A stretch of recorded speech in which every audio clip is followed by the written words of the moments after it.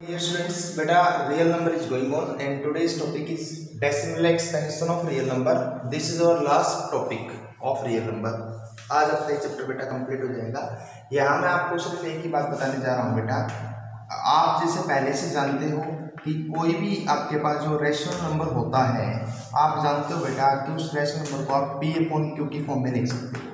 Every rational number can be written in the form of P upon Q, where आपको ये भी पता है P और Q दोनों आपके पास क्या होते हैं बेटा, इंटीजर्स होते हैं। दोनों आपके पास क्या होते हैं, इंटीजर्स। लेकिन जो Q है that is not equal to 0, वो 0 के इक्वल नहीं होता।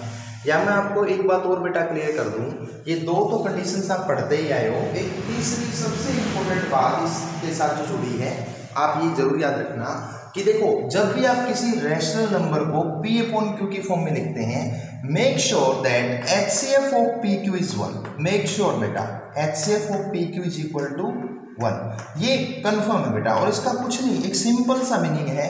देखिए, वैसे भी आप जानते हैं बेटा, किसी भी रेशियो को लोवेस्ट फॉर्म में लिखना चाहिए। जैसे मैं बात करूं कि मेरे पास एक रैशनल नंबर है 16 upon 15, 6 upon 15, so this is not the appropriate form. ये एप्रोप्रिएट फॉर्म नहीं है बेटा।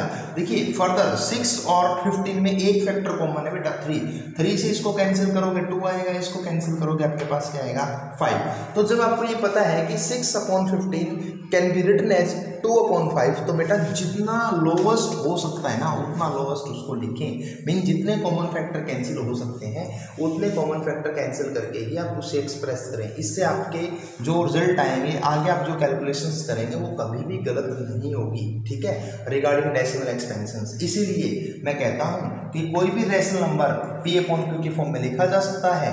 P और Q आपके इंटीजर्स होते हैं, Q is not equal to बेटा 0 होता है, और HCF ऑफ PQ आपके पास क्या हो जाना चाहिए, 1 हो जाना चाहिए, उसको स्टैंडर्ड फॉर्म में लिखने के लिए। ये एक चीज और आप इसके साथ बेटा प्लस कर लो।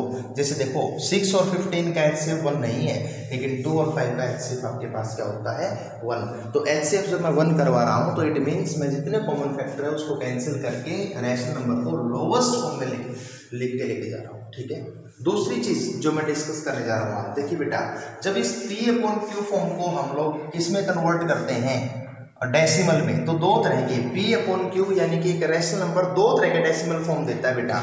या तो P अपॉन Q का डेसिमल एक्सपेंशन टर्मिनेट होगा, क्या होगा, टर्मिनेट। टर्मिनेट का मतलब है after some place of decimal division रुक जाएगा। या आप जानते हो कि ये होगा बेटा नॉन टर्मिनेटिंग। अगर टर्मिनेट होगा तो बहुत अच्छी बात है, नॉन टर्मिनेटिंग भी हो सकता है, लेकिन जब ये नॉन टर्मिनेटिंग होगा तो ये डेफिनेटली रिपीट करेगा। नॉन टर्मिनेटिंग होगा लेकिन साथ में क्या होगा, repeating. Non terminating repeating, either terminating और non terminating repeating, you can see. दो तरह के डेसिमल एक्सपेंशन हो सकते हैं। अब कौन डिसाइड करता है बेटा ये टर्मिनेट कब होगा, और कौन डिसाइड करता है ये नॉन टर्मिनेट कब होगा? इसको डिसाइड करता है इन चीजों के बारे में भी, टर्मिनेट होगा या नॉन टर्मिनेट होगा, इसको डिसाइड करेगा बेटा Q के प्राइम फैक्टर। Q यानी कि डिनोमिनेटर। अगर आपके पास Q के प्राइम फैक्टर करते समय 2 की पावर n मल्टीप्लाई में 5 की पावर n आपके पास आए, अगर Q के मल्टीपल में जो प्राइम फैक्टर्स हैं, Q के प्राइम फैक्टर्स हैं, जो प्राइम फैक्टर्स हैं वो केवल 2 और 5 ही हों, यानी कि या तो केवल 2 हो या केवल 5 हो या 2 और 5 दोनों हों, तो उस केस में ही ये टर्मिनेट होता है। अगर Q के प्राइम फैक्टर इस फॉर्मेट के हैं तो ये ऐसा होगा, और अगर इस फॉर्मेट के नहीं है तो फिर आपके पास ये ऐसा होगा। यहाँ मैं आपको बता दूँ कि जो M और N का यूज हुआ है वो M और N आपकी क्या है बेटा, नॉन नेगेटिव इंटीजर्स है। N और M क्या है, non negative integers. Non negative integers का मतलब है कि M और N इंटीजर्स होंगे लेकिन नेगेटिव नहीं होंगे, यानी कि वैल्यू 0 भी हो सकती है। ठीक है, जैसे देखिए एक दो एग्जांपल देके मैं आपको बात समझा रहा हूँ। मान लो किसी ने पूछा कि 7 अपॉन 75 है, इसका डेसिमल एक्सपेंशन कैसा होगा, विदाउट डिवीजन के आपको बताना है। तो देखो बेटा 7 अपॉन, आप डिनोमिनेटर के क्या करेंगे, प्राइम फैक्टर करेंगे, और इसके प्राइम फैक्टर रहेंगे 3 × 5 × 5। तो देखो बेटा q का प्राइम फैक्टर में 5 है, सही है, लेकिन 2 नहीं है, लेकिन 2 के अलावा 3 है। मैंने आपको बताया था टर्मिनेट कब होगा, जब केवल उसके प्राइम फैक्टर में 2 और 5 की पावर्स मौजूद होंगी, लेकिन यहाँ तो 2 और 5 के अलावा एक एक्स्ट्रा एलिमेंट इसकी पावर यहाँ पर है, तो इट मीन्स इसका डेसिमल एक्सपेंशन कैसा रहेगा, नॉन टर्मिनेटिंग रिपीटिंग। NTR लिख रहा हूँ, NTR means non terminating repeating. इसी प्रकार बेटा 17/8 आ जाए तो आप जानते हो 17/8, 8 को आप 2 की पावर 3 कह सकते हो, है ना। तो ये 2 की पावर 3 ये इससे मैच कर रहा है। देखो m की वैल्यू 3 आ गई और n की वैल्यू 0 आ गई, तो ये कैसा होगा, इसका डेसिमल एक्सपेंशन टर्मिनेटिंग होगा। तो ये इंपॉर्टेंट है। इसके साथ साथ एक चीज और देखिए, 7/80 है आपके पास। देखो बिना डिवाइड करे इसको डेसिमल में कन्वर्ट करना है बेटा, तो कैसे कन्वर्ट करोगे आप, 7 इसको आप लिख सकते हो 2⁴ इंटू में 5। एक बात तो कंफर्म हो गई कि 2 की पावर 4 और 5 की पावर 1 है, तो इसका डेसिमल एक्सपेंशन कैसा होगा बेटा, टर्मिनेटिंग होगा।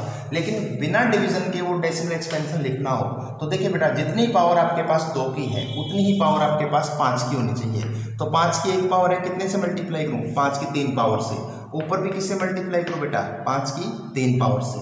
तो 5 की पावर 3 होता है आपके पास 125 और इंटू में कितना है 7, तो ये हो जाएगा आपका 875 और डिवाइड बाय ये हो जाएगा 2 की पावर 4 इंटू 5 की पावर 4 यानी कि 10 की power 4, that is 875 divide by में 10 की पावर 4 10,000, जो कि 0.0875 रहेगा।